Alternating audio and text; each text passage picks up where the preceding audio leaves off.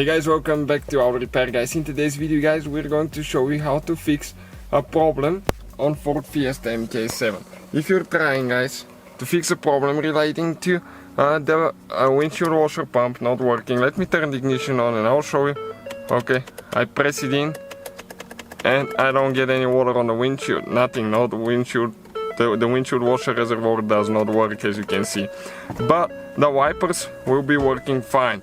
The only thing not working is the washing system. So we'll show you which fuse is for that today guys. We'll be taking apart the whole car. More than 200 videos will be coming on the channel.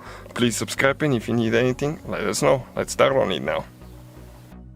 So now the interior fuse box is located behind the glove.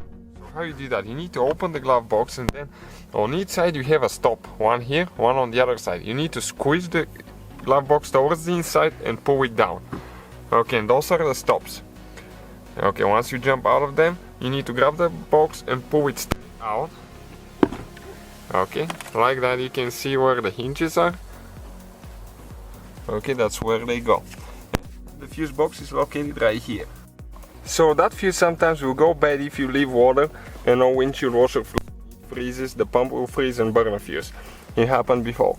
So you need to locate, it's supposed to be 15 amp fuse. Okay, so we're going to go ahead and locate fuse number 15. Okay, this one right here. This is 10 amp. We replaced it with a burn 10 instead of 15, so we can show you how it doesn't work because of a burn fuse. This is what it's supposed to have, 15 amp fuse.